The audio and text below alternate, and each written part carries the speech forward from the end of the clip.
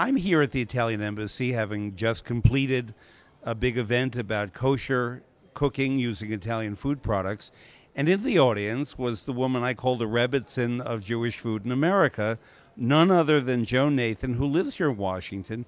No one knows more about Jewish cookery. And since she was here, I wanted to ask her a question. What did you think of tonight? What was learned, and what do we still have to learn about using Italian food products to cook kosher? Well, I thought it was absolutely a fascinating meeting. I thought you did a great job, but I also thought that everybody was specific. They were to the point. They told their story, and I think they explained to people in a way that usually is not explained to audiences.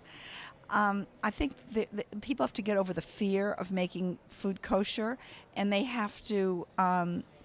It seems to me that when I said about having a run, if there's high-end food, you don't have to make all of it kosher because that would be expensive. Mm-hmm. But you can do a run, which will not be as expensive. So run means a range.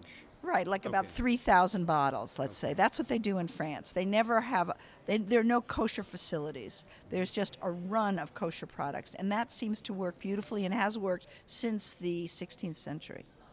When you were growing up, and I don't know where you grew up, did you eat Italian or Italian-American food? I sure did. I grew up in Providence, Rhode Island. What could be more Italian than Providence? And I loved going. In fact, my interest in food stemmed from that period because my father was German, but had lived in Italy as a young man. And in fact, his name was Ernest Nathan. Mm-hmm. And the mayor of Rome at the time that he was a young man was Ernesto Nathan. So he loved Italy. And he would take me up to Federal Hill, where there was a big Italian community. And we'd go to these restaurants, and it was just a dream going into them. And it was like a voyage. Mm-hmm. You know, he'd speak Italian to the restaurateurs. We'd eat Italian. I mean, it was Rhode Island Italian, but it was great. Now, this may not be Italian, but I love Rhode Island food, and there's something that you have there called coffee milk, which is not quite caffè latte freddo.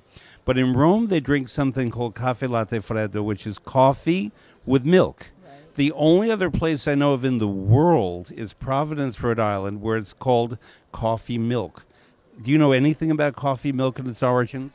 I wish I did, but I don't. But I think that it probably is the same origin as in Italian because so many of the dishes in Providence are from Italy.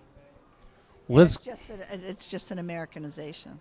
Let's go eat some kosher Italian food. Thank you very much.